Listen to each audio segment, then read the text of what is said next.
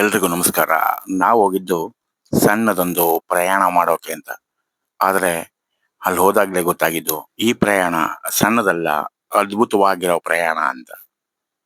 3 ಚಕ್ರದ ವಾಹನದಲ್ಲಿ ನಮ್ಮ ಅದ್ಭುತ ಪಯಣ ಪ್ರಕೃತಿಯ ಕಡೆಗೆ. ಬನ್ನಿ ಎಲ್ಲರೂ ಸೇರಿ ಸವಿಯೋಣ. ಹೊಸ ಬದುಕೆ ಓ ಸವಿಕನಸೆ ಓಡುತ್ತೀರು ಎಲ್ಲೂ ನಿಲ್ಲದೆ, ದಿಕ್ಕು ದಿಕ್ಕಿನ ಪರಿವೆ ಇಲ್ಲದೆ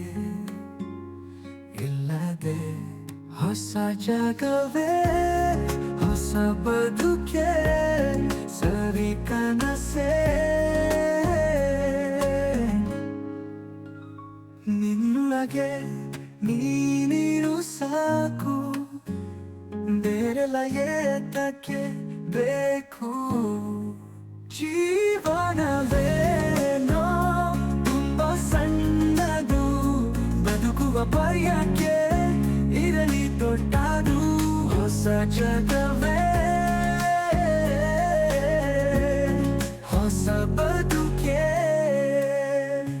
ಅವರು ಇವರು ಯಾರು ಬೇಡ, ನಿನ್ನೊಂದಿಗೆ ನೀನೇ ಇರದ ಬದುಕು ನಿನಗೂ ಬೇಡ.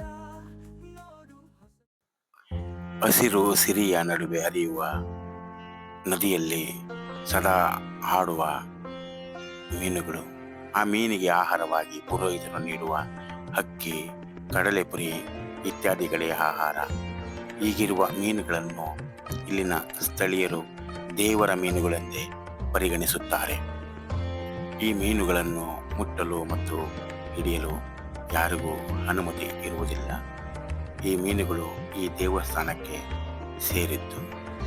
ದೇವಸ್ಥಾನದ ಪಕ್ಕದಲ್ಲಿ ಹರಿಯುವ ನದಿಯಲ್ಲಿ ಸದಾ ಹಾಡುವ ಮೀನುಗಳೊಂದಿಗೆ ನಾಗರಿಕರು, ಭಕ್ತರು ಸದಾ ಆಟವಾಡಿ ಮನಸ್ಸನ್ನು ತೃಪ್ತಿಗೊಳಿಸಿಕೊಳ್ಳುತ್ತಾರೆ.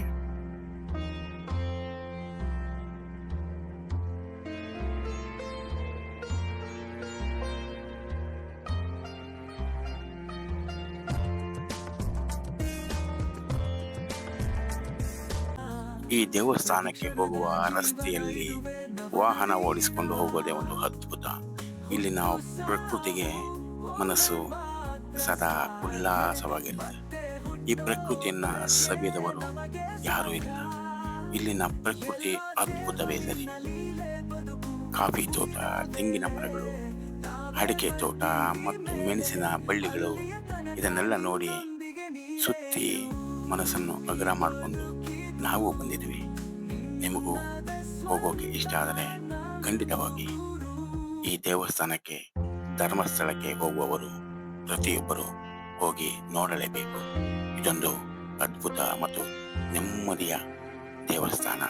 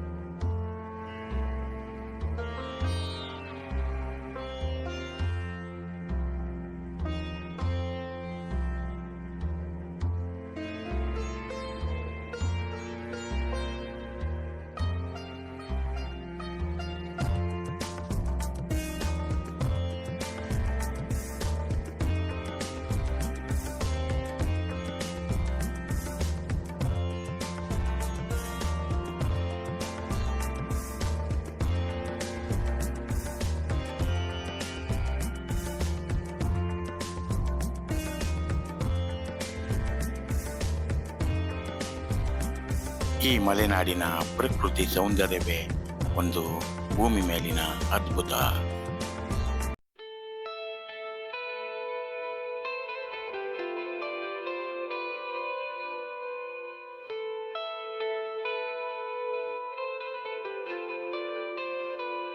ದಯವಿಟ್ಟು ಪ್ರೀತಿಸು ನೀ ನಿನ್ನನ್ನೇ,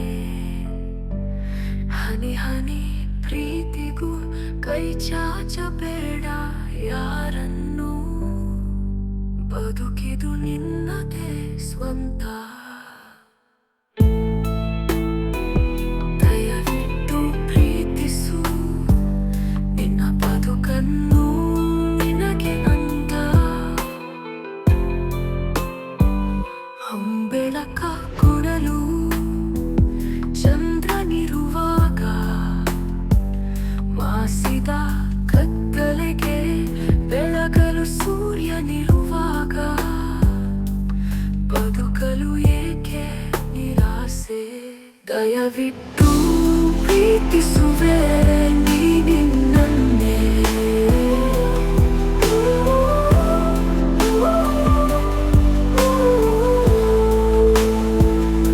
ಪ್ರಪಂಚ ದೊಡ್ಡದು ಚಿಕ್ಕದೋ ನಮಗೆ ಯಾಕೆ ಬೇಕು, ನಮ್ಮ ಖುಷಿಗೆ ತಕ್ಕಂತೆ ನಾವಿರಬೇಕು. ಕಪ್ಪು ಬಿಳುಪು ಪ್ರಪಂಚದಲ್ಲಿ ನಮ್ಮ ಕಣ್ಣು ಬಣ್ಣ ಕಾಣಲಿ, ಆಗೋದೆಲ್ಲ ಒಳ್ಳೆಯದೇ